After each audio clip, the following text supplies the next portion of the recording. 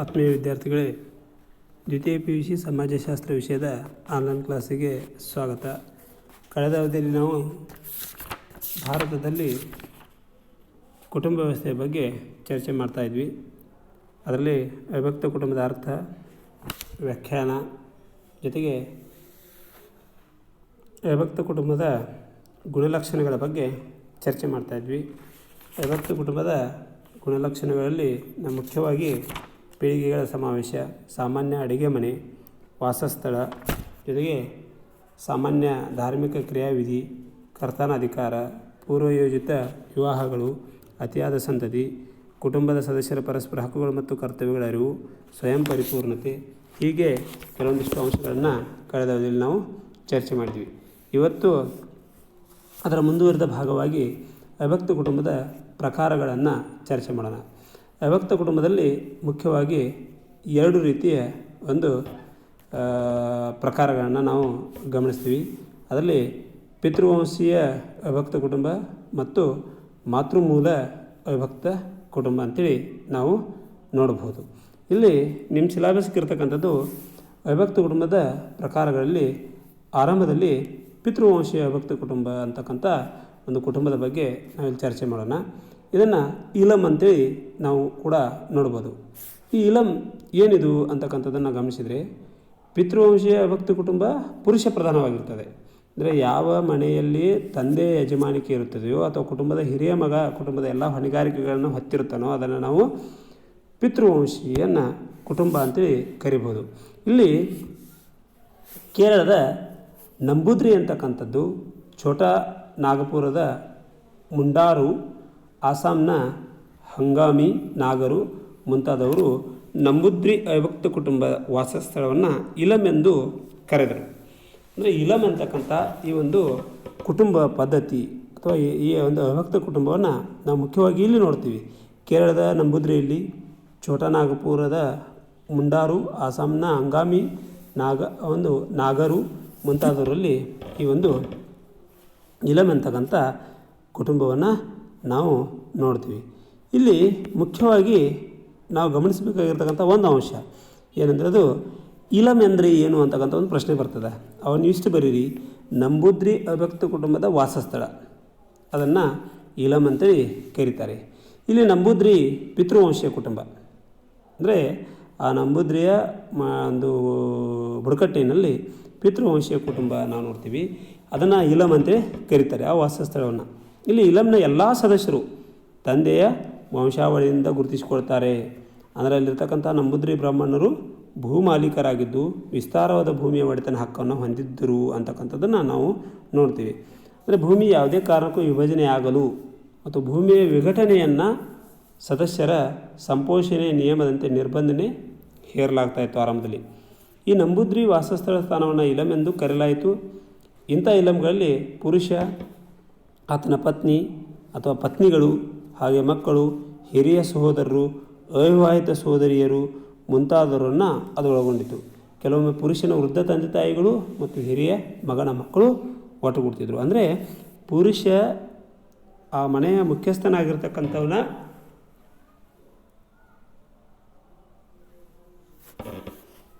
ವಂಶಸ್ಥರು ಆ ಒಂದು ಕುಟುಂಬದಲ್ಲಿ ಕಂಡು ಬರ್ತಾಯಿದ್ರು. ಇಲ್ಲಿ ನಂಬೂದ್ರಿಗಳು ಈ ಮೂಲಕ ಭೂಮಿಯ ಒಡೆತನ ತಮ್ಮಲ್ಲೇ ಸಂರಕ್ಷಿಸಿಕೊಳ್ತಿದ್ರು ಪದ್ಧತಿಯನ್ನು ಅನುಸರಿಸಿದರು. ಇಂಥ ಆಚರಣೆ ಪ್ರಕಾರ ನಂಬೂದ್ರಿ ಹಿರಿಯ ಮಗ ಮಾತ್ರ ತನ್ನ ಜಾತಿ ಸಮೂಹದಲ್ಲಿ, ಅಂದರೆ ನಂಬೂದ್ರಿಯ ಕನ್ಯೆಯನ್ನು ವಿವಾಹವಾಗ್ತಿದ್ದನು. ಇನ್ನಿತರ ನಂಬೂದ್ರಿಯ ಗಂಡು ಮಕ್ಕಳು ಅಥವಾ ಸಹೋದರರು ತಾತ್ವಿಕವಾಗಿ ವಿವಾಹವಾಗಲು ನಿರ್ಬಂಧ ಹೇರಲಾಗಿತ್ತು. ಅಂದರೆ ಆ ಒಂದು ಮನೆಯ ಯಜಮಾನ ಹಿರಿಯ ಸಹೋದರ ಅಥವಾ ಹಿರಿಯ ಮುಖ್ಯಸ್ಥ ಮಾತ್ರ ಮದುವೆ ಆಗ್ತಾಯಿದ್ದ. ಉಳಿದವರಿಗೆ ಅದು ಮದುವೆ ಹಿರಿಯ ಮಗನಿಗೆ ಮಾತ್ರ ಅಲ್ಲಿ ಜಾತಿ ಸಮೂಹದಲ್ಲಿ ಅದೇ ಕನ್ಯೆಯನ್ನು ವಿವಾಹವಾಗುವಂಥ ಅವಕಾಶ ಇತ್ತು. ನಂಬೂದ್ರಿ ಗಂಡು ಮಕ್ಕಳು ಸಹೋದರರು ತಾತ್ವಿಕ ವಿವಾಹ ಆಗಲು ನಿರ್ಬಂಧನೆ ಹೇರಲಾಗಿತ್ತು. ಕೆಲವೊಮ್ಮೆ ನಂಬೂದ್ರಿ ಹಿರಿಯ ಮಗನಿಗೆ ಪುತ್ರ ಸಂತಾನ ಪ್ರಾಪ್ತಿಯಾಗದೇ ಇದ್ದ ಪಕ್ಷದಲ್ಲಿ ದ್ವಿತೀಯ ಹಾಗೆ ತೃತೀಯ ಗಂಡ ಮಗನಿಗೆ ನಂಬೂದ್ರಿ ಕನ್ಯೆಯನ್ನು ಸಾಂಪ್ರದಾಯಿಕವಾಗಿ ವಿವಾಹವಾಗಲು ಅವಕಾಶವಿತ್ತು. ಹೀಗಾಗಿ ಇಲಮ್ ಆಸ್ತಿಯಲ್ಲಿ ಸದಸ್ಯರು ವಿಭಜನೆ ಹಕ್ಕಿನ ಮೇಲೆ ಕಡಿವಾಣ ಹಾಕಲಾಗಿತ್ತು. ಅಂದರೆ ಇಲಮ್ನಲ್ಲಿ ಯಾವುದೇ ರೀತಿಯ ಆಸ್ತಿ ಒಡೆಯುವುದು ಇದು ಕಡಿವಾಣಿತ್ತು. ಹಿರಿಯ ಕುಟುಂಬದ ಸದಸ್ಯರು ಆಸ್ತಿಯ ನಿರ್ವಹಣೆ ಎಲ್ಲ ಪೋಷಣೆ ಹಕ್ಕುಗಳಿಗೆ ಮಾತ್ರ ಸೀಮಿತವಾಗಿತ್ತು. ಅಂದರೆ ಅಲ್ಲಿ ಹಿರಿಯರು ಮಾತ್ರ ಆ ಆಸ್ತಿಯನ್ನು ಪೋಷಣೆ ಹಕ್ಕುಗಳಿಗೆ ಮಾತ್ರ ಅದು ಒಳಗಾಗಿತ್ತು. ಕುಟುಂಬದ ಹಿರಿಯ ಸದಸ್ಯ ಇಲಂನ ಸಮಗ್ರ ಆಸ್ತಿ ಮೇಲೆ ನಿಯಂತ್ರಣ ಹೊಂದಿದ್ದರೂ ಕೂಡ ಇಂಥ ಆಸ್ತಿ ಮಾರಾಟ, ದಾನ ಹಾಗೂ ಇನ್ನಿತರಿಗೆ ಪರಭಾರೆ ಮಾಡುವ ಅಧಿಕಾರ ಇರಲಿಲ್ಲ. ಈ ರೀತಿ ವಹಿವಾಟು ಮಾಡುವಾಗ ಕುಟುಂಬದ ಎಲ್ಲ ಸದಸ್ಯರ ಅನುಮತಿ ಅವನಿಗೆ ಪಡಿಬೇಕಾಗಿತ್ತು. ಹಾಗೆ ಸ್ತ್ರೀ ಸದಸ್ಯರ ಅನುಮತಿ ಪಡೆಯಲೇಬೇಕೆಂಬ ಕಡ್ಡಾಯ ನಿಯಮ ಇತ್ತು ಅಂತ ಹೇಳ್ತಾರೆ. ಇದಿಷ್ಟು ನೀವು ಇಲಂನ ಬಗ್ಗೆ ಬರೆದಿಟ್ಕೊಳ್ಳಿ. ಇಲಂ ಎಂತಕ್ಕಂಥದ್ದು ನಂಬೂದ್ರಿ ಅವಿಭಕ್ತ ಕುಟುಂಬದ ವಾಸಸ್ಥಳ. ಇನ್ನು ಇನ್ನೊಂದು ಮುಖ್ಯವಾಗಿರ್ತಕ್ಕಂಥ ಪ್ರಕಾರ ನಾವು ನೋಡ್ತೀವಿ, ಮಾತೃವಂಶೀಯ ಅವಿಭಕ್ತ ಕುಟುಂಬ. ಇದನ್ನು ನಾವು ತರವಾಡ ಎಂತಕ್ಕಂಥ ಒಂದು ಜನಾಂಗದಲ್ಲಿರ್ತಕ್ಕಂಥದ್ದನ್ನು ನೋಡ್ತೀವಿ. ಅಂದರೆ ತರವಾಡು ಮಾತೃವಂಶೀಯ ಅಥವಾ ಮಾತೃಪ್ರಧಾನ ಕುಟುಂಬವಾಗಿದೆ. ಕುಟುಂಬದ ಹಿರಿಯ ಸ್ತ್ರೀ ಸದಸ್ಯೆ ಅಥವಾ ತಾಯಿ ಕುಟುಂಬದ ಹೊಣೆಗಾರಿಕೆಯನ್ನು ನಿರ್ವಹಿಸುತ್ತಾರೆ. ಪುರುಷ ಸದಸ್ಯರು ಸಹಾಯಕ ಪಾತ್ರವನ್ನು ಅಲ್ಲಿ ನಿರ್ವಹಿಸ್ತಾರೆ. ತಂದೆಯ ಪಾತ್ರಕ್ಕೆ ಯಾವುದೇ ಇಲ್ಲಿ ಮಹತ್ವ ಇರುವುದಿಲ್ಲ. ಮಕ್ಕಳ ಮೇಲೆ ನಿಯಂತ್ರಣ ಹೊಂದಿರುವುದಿಲ್ಲ.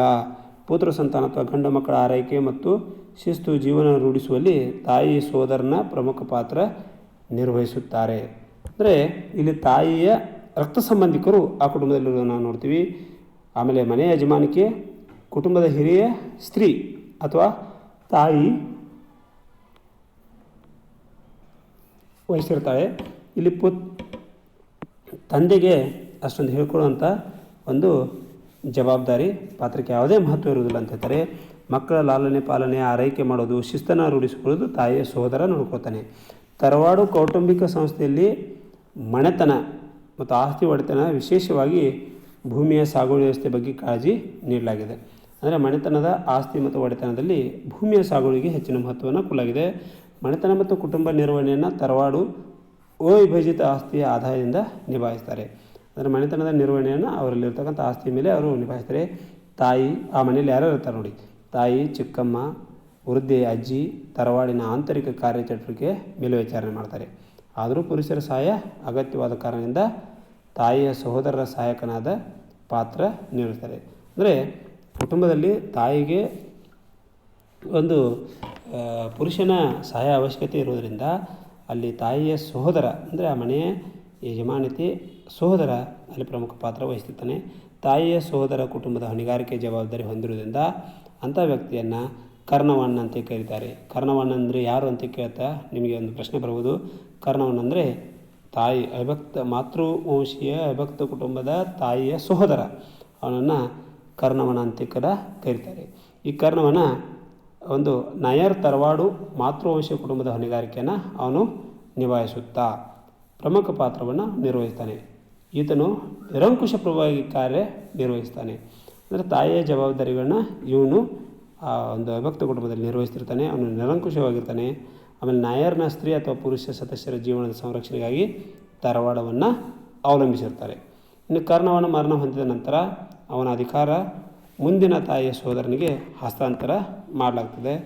ಈತನು ತನ್ನ ಹೆಸರಿನಲ್ಲಿ ಹಣದ ಖಾತೆ ಹೊಂದಿರಬಹುದು, ಆಸ್ತಿಯನ್ನು ಪರಭಾರೆ ಮಾಡಬಹುದು, ಹಣವನ್ನು ಸಾಲವಾಗಿ ನೀಡಬಹುದು, ಭೂಮಿಯನ್ನು ದಾನವಾಗಿ ನೀಡಬಹುದು. ಹಾಗೆ ಅಂತಿಮವಾಗಿ ಸಂಪತ್ತಿನ ಆದಾಯದ ಮೂಲ ಮತ್ತು ಖರ್ಚು ವೆಚ್ಚದ ಬಗ್ಗೆ ಯಾವುದೇ ಸದಸ್ಯರಿಗೆ ಲೆಕ್ಕ ಅವನು ನೀಡುವಂತಿರಲಿಲ್ಲ. ಅಂದರೆ ಅವನು ಸಂಪೂರ್ಣವಾಗಿ ನಿರಂಕುಶವಾಗಿ ಕೆಲಸ ಕಾರ್ಯಗಳನ್ನು ಮಾಡಬಹುದು. ತರವಾಡು ಕಾಲಕ್ರಮೇಣ ಜನಸಂಖ್ಯೆ ಗಾತ್ರದಲ್ಲಿ ದೊಡ್ಡದಾದಾಗ ತವಳಿಗಳಾಗಿ ಅದು ವಿಭಜನೆಗೊಂಡಿತು. ಆಮೇಲೆ ಇನ್ನು ಈ ತರವಾಡಿನಲ್ಲಿ ಕೆಲವೊಂದಿಷ್ಟು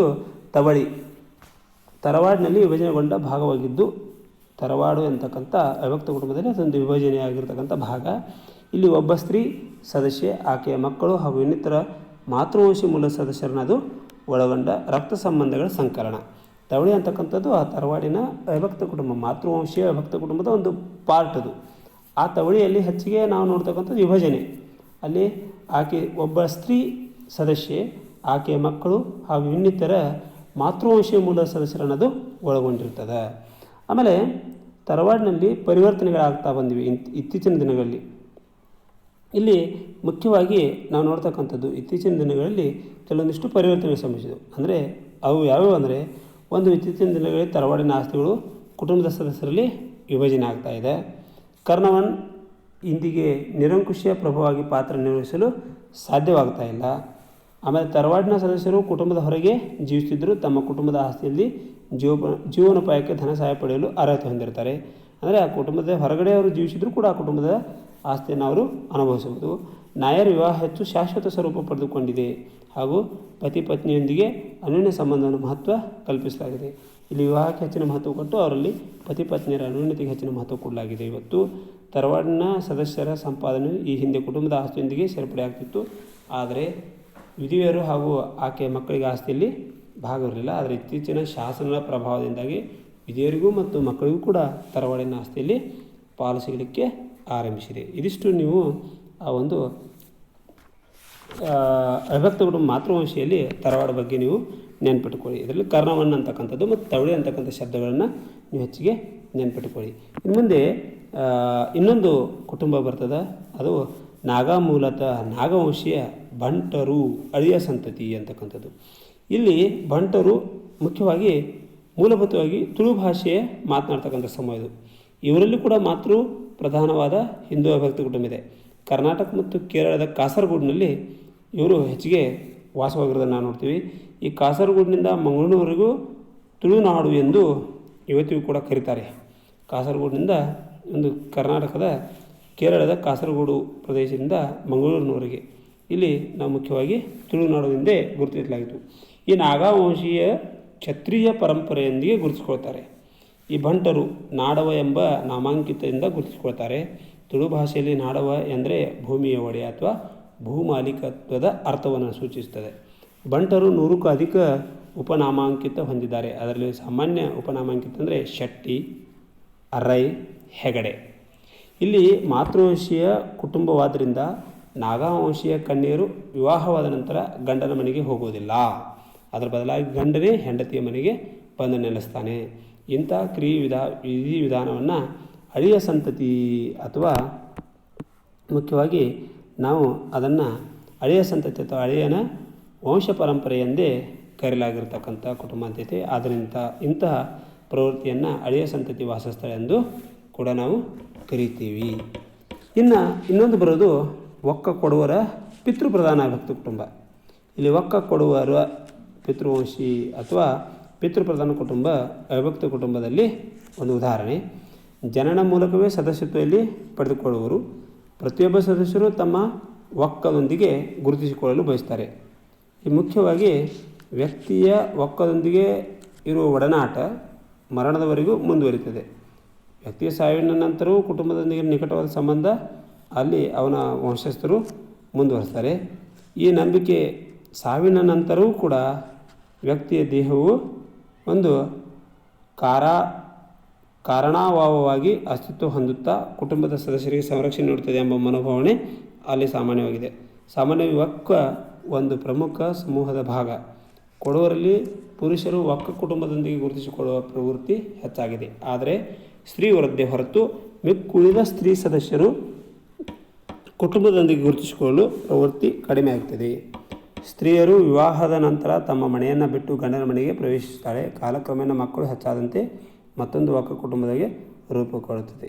ಇದರಲ್ಲಿ ಮುಖ್ಯವಾಗಿ ಹೆಚ್ಚಿನ ಒಂದು ಪ್ರಶ್ನೆ ಇಲ್ಲ. ಹೆಚ್ಚಿಗೆ ನೀವು ನೆನಪಿಟ್ಕೋಬೇಕಾಗಿರ್ತಕ್ಕಂಥದ್ದು ಇಲಂ ಮತ್ತು ತರವಾಡು ಕುಟುಂಬದ ಬಗ್ಗೆ. ಇನ್ನು ಅವಿಭಕ್ತ ಕುಟುಂಬದ ಪಿತೃಪ್ರಧಾನ ಕುಟುಂಬಕ್ಕೆ ಇನ್ನೊಂದು ಮುಖ್ಯವಾಗಿರ್ತಕ್ಕಂಥ ಉದಾಹರಣೆ ನಾವು ನೋಡ್ಬೋದು. ಅದೇ ಪಿತೃಪ್ರಧಾನ ಕುಟುಂಬಕ್ಕೆ ಒಂದು ಮುಖ್ಯ ಉದಾಹರಣೆ ಅಂದರೆ ಅವಿಭಕ್ತ ಕುಟುಂಬ ಅಂತ ಹೇಳ್ತೇವೆ. ನರಸಿಂಗ್ನವರ ಕುಟುಂಬ. ಇದ್ರ ಬಗ್ಗೆ ನೀವು ಶಾರ್ಟ್ ನೋಟ್ಸ್ಗೆ ಒಂದು ಪ್ರಶ್ನೆ ಬರ್ಬೋದು. ಈ ನರಸಿಂಗ್ನವರ ಕುಟುಂಬದ ಬಗ್ಗೆ ಒಂದು ಸ್ವಲ್ಪದರಲ್ಲಿ ನಾನು ನಿಮಗೆ ವಿವರಣೆಯನ್ನು ಕೊಡ್ತೀನಿ. ನರಸಿಂಗ್ನವರ ಕುಟುಂಬ ಪಿತೃಪ್ರಧಾನ ಕುಟುಂಬಕ್ಕೆ ಒಂದು ಮುಖ್ಯವಾಗಿರ್ತಕ್ಕಂಥ ಉದಾಹರಣೆ. ಇದು ಸುಮಾರು 206 ಸದಸ್ಯರನ್ನು ಒಳಗೊಂಡಿರ್ತಕ್ಕಂಥ ಒಂದು ದೊಡ್ಡ ಗಜಗಾತ್ರದ ಕುಟುಂಬ. ಇದಿರೋದು ಕರ್ನಾಟಕದ ಜಿಲ್ಲೆಯ ಲಕ್ಕೂರು ಗ್ರಾಮದಲ್ಲಿ. ಇವತ್ತಿಗೂ ಕೂಡ ಅದು ನಾವು ಹೋಗಿ ಅಲ್ಲಿ ಆ ಕುಟುಂಬವನ್ನು ಗಮನಿಸ್ಬೋದು. ನರಸಿಂಗ್ನವರ ಪ್ರಪಂಚದ ಅತ್ಯಂತ ವಿಸ್ತಾರವಾದ ಅವಿಭಕ್ತ ಕುಟುಂಬ ಎಂದೇ ಪರಿಗಣಿಸಲಾಗಿರ್ತಕ್ಕಂಥ ಒಂದು ಅವಿಭಕ್ತ ಕುಟುಂಬ ಅಂತ ಹೇಳ್ಬೋದು. ಇಲ್ಲಿ ಮುಖ್ಯವಾಗಿ ಈ ಕುಟುಂಬದ ಬಗ್ಗೆ ಒಂದು ಸ್ವಲ್ಪದರಲ್ಲಿ ನಿಮ್ಮ ಗಮನಕ್ಕೆ ತರ್ತೀನಿ. ಈ ಕುಟುಂಬದ ಪ್ರತಿಯೊಬ್ಬ ಸದಸ್ಯರು ಸಾಮಾನ್ಯವಾದ ಪೂರ್ವಜರಿಂದ ಜನ್ಮ ತಾಳಿದ್ದಾರೆ. ಇದಿರ್ತಕ್ಕಂಥ ಕುಟುಂಬದ ಸದಸ್ಯರೆಲ್ಲರೂ ರಕ್ತ ಸಂಬಂಧಿಗಳೇ. ಈ ಕುಟುಂಬದಲ್ಲಿ 5 ಪೀಳಿಗೆಯ ಸಮಾವೇಶವನ್ನು ಒಳಗೊಂಡಿದೆ. ಈ ಕುಟುಂಬ ಮುಖ್ಯವಾಗಿ 5 ಪೀಳಿಗೆಗಳ ಸಮಾವೇಶ ಇದೆ. ಭೀಮಣ್ಣ ಜಿನ್ನಪ್ಪ ನರಸಿಂಗ್ನವರ್ ಈ ಕುಟುಂಬದ ಪಿತೃವಂಶೀಯ ಹಿರಿಯ ಸದಸ್ಯ. ಅಂದರೆ ಹಿರಿಯ ಯಾರು? ಭೀಮಣ್ಣ ಜಿನ್ನಪ್ಪ ನರಸಿಂಗ್ನವರ್. ಈ ಕುಟುಂಬದಲ್ಲಿ 206 ಸದಸ್ಯರಿದೆ. ಬೃಹತ್ ಗಾತ್ರದ ವಿಭಕ್ತ ಕುಟುಂಬದ ಖರ್ಚು ವೆಚ್ಚಗಳನ್ನ ಭರಿಸಿಕೊಂಡು ಬರ್ತಿದ್ದಾರೆ. ಈ ಕುಟುಂಬದ ಒಟ್ಟಾರೆ ಆದಾಯಕ್ಕಿಂತಲೂ ಖರ್ಚು ವೆಚ್ಚ ಅಧಿಕವಾಗಿದೆ. ಕುಟುಂಬದ ಆದಾಯ ಕಡಿಮೆ ಇದ್ದರೂ ಖರ್ಚು ವೆಚ್ಚ ಅಧಿಕವಾಗಿದೆ ಅಂತ ಹೇಳ್ಬೋದು. ಇಲ್ಲಿ ಮುಖ್ಯವಾಗಿ ಈ ಕುಟುಂಬದ ಬಗ್ಗೆ ಇನ್ನೊಂದು ಸ್ವಲ್ಪ ಮಾಹಿತಿ ಅಂದರೆ, ಭೀಮಣ್ಣ 72 ವರ್ಷದ ಕುಟುಂಬದ ಹಿರಿಯ ಸದಸ್ಯ. ಸುಮಾರು 30 ವರ್ಷದಿಂದ ಗಜಗಾತ್ರದ ಕುಟುಂಬದ ಖರ್ಚು ವೆಚ್ಚಗಳನ್ನ ಅವನು ನಿರ್ವಹಿಸ್ಕೊಂಡು ಬರ್ತಿದ್ದಾರೆ. ಅವರ ಪ್ರಕಾರ ಕುಟುಂಬದ ಆರ್ಥಿಕ ಹೊರೆಯನ್ನು ನಿಭಾಯಿಸುವುದು ಹೆಚ್ಚು ಜವಾಬ್ದಾರಿ ಮೂಡಿಸ್ತದೆ ಅಂತ ಹೇಳ್ತಾರೆ. ಯಾಕಂದರೆ ಹಿರಿಯರು ತಮ್ಮ ಜ್ಞಾನದ ಬುದ್ಧಿವಂತಿಕೆ ಮತ್ತು ವಿಶ್ವಾಸದಿಂದ ಇಂಥ ಕಾರ್ಯಗಳನ್ನು ನನಗೆ ಅರ್ಪಿಸಿದ್ದಾರೆ ಅಂತೇಳಿ ಅವ್ರು ಹೇಳ್ತಾರೆ. ಆದಾಗ್ಯೂ ನಾನು ಕುಟುಂಬದ ಹಿತಾಸಕ್ತಿಗಾಗಿ ಸೂಕ್ತ ಕ್ರಮಗಳನ್ನು ಕೈಗೊಳ್ತೇನೆ ಅಂತಕ್ಕಂಥ ಒಂದು ಅಭಿಪ್ರಾಯವನ್ನು ಅವರು ರೂಪಿಟ್ಟಿದ್ದಾರೆ. ಅಂದರೆ ತನ್ನಲ್ಲಿರ್ತಕ್ಕಂಥ ಜಾಣ್ಮೆ, ತನ್ನಲ್ಲಿರ್ತಕ್ಕಂಥ ಒಂದು ಬುದ್ಧಿವಂತಿಕೆ ಹಾಗೂ ಅವನ ಮೇಲೆ ಇಟ್ಟಿರ್ತಕ್ಕಂಥ ವಿಶ್ವಾಸದಿಂದ ಹಿರಿಯರು ಅವನಿಗೆ ಕುಟುಂಬದ ಜವಾಬ್ದಾರಿಯನ್ನು ತನಗೆ ಒಪ್ಪಿಸಿದ್ದಾರೆ ಅಂತ ಅವರು ಹೇಳ್ತಾರೆ. ಆಮೇಲೆ ಈ ಕುಟುಂಬ ಕೃಷಿ ಪ್ರಧಾನವಾದ ಕುಟುಂಬ. ಸುಮಾರು 270 ಎಕರೆ ಭೂಮಿಯನ್ನು ಹೊಂದಿದೆ. ಇದು 50ರಿಂದ 60 ಎಮ್ಮೆಗಳಿವೆ. ದವಸ ಧಾನ್ಯಗಳ ಗಿರಣಿಯನ್ನು ಅದು ಹೊಂದಿದೆ. ಇಷ್ಟೇ ಅಲ್ಲದೆ ಇವೆಲ್ಲ ಸಂಪನ್ಮೂಲದಿಂದ ವಾರ್ಷಿಕವಾಗಿ ಅಂದರೆ ಎಷ್ಟು ಎಮ್ಮೆ ಮತ್ತು ಆ 270 ಎಕರೆಯಲ್ಲಿ ವಾರ್ಷಿಕವಾಗಿ 6ರಿಂದ 12 ಲಕ್ಷದವರೆಗೆ ಆದಾಯ ಗಳಿಸ್ತಾರೆ. ಅದರಲ್ಲಿ 10 ಲಕ್ಷ ಭೂಮಿ ಕೂಲಿಕಾರರು ಮತ್ತು ಕೃಷಿ ಸಲಕರಣೆಯನ್ನು ಕೊಡಲು ವಿನಿಯೋಗಿಸ್ತಾರೆ. 10 ಲಕ್ಷ ಭೂಮಿಗಾಗಿ ಅವರು ವಿನಿಯೋಗಿಸ್ತಾರೆ. ಆಮೇಲೆ ಕುಟುಂಬಕ್ಕೆ ಬೇಕಾದ ಆಹಾರ, ಹಣ್ಣು, ತರಕಾರಿ, ಹಾಲು ತಮ್ಮ ಸ್ವಂತ ದುಡಿಮೆಯಿಂದ ಅವರು ಹೊಲದಲ್ಲಿ ಪಡೆಯುತ್ತಾರೆ. ಹಾಗೆ ಇನ್ನಿತರ ದಿನಬಳಕೆ ವಸ್ತುಗಳಾದ ಬಟ್ಟೆ, ಔಷಧಿ, ಸೋಪು, ಟೀ, ಸೊಪ್ಪಿಗಾಗಿ ಅವರು ಖರ್ಚನ್ನು ಮಾಡ್ತಾರೆ. ಕೆಲವೊಮ್ಮೆ ಆರ್ಥಿಕ ಸಂಕಷ್ಟ ಎದುರಿಸಿದಾಗ ಅಥವಾ ಹಣಕಾಸಿನ ತೊಂದರೆ ಉಂಟಾದಾಗ ಕುಟುಂಬದ ಇತರ ಸದಸ್ಯರು ಆರ್ಥಿಕ ನೆರವು ನೀಡ್ತಾರೆ. ಹಾಗೆ ಭೀಮಣ್ಣ ಪ್ರತಿಯೊಂದು ಹಣಕಾಸಿನ ದಾಖಲೆಯನ್ನು ಕಾಪಾಡಿಕೊಂಡಿರುತ್ತಾರೆ ಅಂತ ಹೇಳ್ತಾರೆ. ಈ ಅವಿಭಕ್ತ ಕುಟುಂಬದಲ್ಲಿ ಸರಾಸರಿ 1000 kg ಜೋಳ ಜೊತೆಗೆ 25 ಎಕರೆ ಜಮೀನಿನಲ್ಲಿ ದಿನನಿತ್ಯ ಬೇಕಾದ ತರಕಾರಿ, ಹಣ್ಣು ಬೆಳೆದಿರ್ತಾರೆ. ಹಾಗೂ ಒಂದು ದಿನಕ್ಕೆ 50 ಲೀಟರ್ ಹಾಲು ಅದು ಬಳಕೆ ಆಗ್ತದೆ ಅವ್ರ ಕುಟುಂಬದಲ್ಲಿ ಪ್ರತಿ 8ರಿಂದ 10 ವರ್ಷಗಳಲ್ಲಿ ಹಲವಾರು ವಿವಾಹಗಳು, ಸಮಾರಂಭವನ್ನು ಒಟ್ಟಿಗೆ ಏರ್ಪಡಿಸ್ತಾರೆ ಅಂತ ಹೇಳ್ಬೋದು. ಕುಟುಂಬದ ಏಕೈಕ ಮನೋರಂಜನೆ ಅಂದರೆ ಅವರಲ್ಲಿ ದೂರದರ್ಶನ ಇದೆ ಅಂತಕ್ಕಂಥದ್ದು ನಾವು ಗಮನಿಸ್ಬೋದು. ಇಷ್ಟು ಈ ನರಸಿಂಗ್ನವರ ಕುಟುಂಬಕ್ಕೆ ಸಂಬಂಧಪಟ್ಟಿರ್ತಕ್ಕಂಥ ಒಂದು ಉದಾಹರಣೆ ಅಂತ ಹೇಳ್ಬೋದು. ಪಿತೃಪ್ರಧಾನ ಕುಟುಂಬದ ಅವಿಭಕ್ತ ಕುಟುಂಬಕ್ಕೆ ಈ ನರಸಿಂಗ್ನವರ ಕುಟುಂಬ ಅತ್ಯಂತ ಒಂದು ಪ್ರಮುಖವಾಗಿರ್ತಕ್ಕಂಥ ಉದಾಹರಣೆ. ಸೊ ಇನ್ನು ಮುಂದೆ ನಾಳೆಯ ದಿನ ನಾವು ಅವಿಭಕ್ತ ಕುಟುಂಬದ ಅನುಕೂಲತೆಗಳು ಮತ್ತು ಅನಾನುಕೂಲತೆಗಳ ಬಗ್ಗೆ ಚರ್ಚೆ ಮಾಡೋಣ.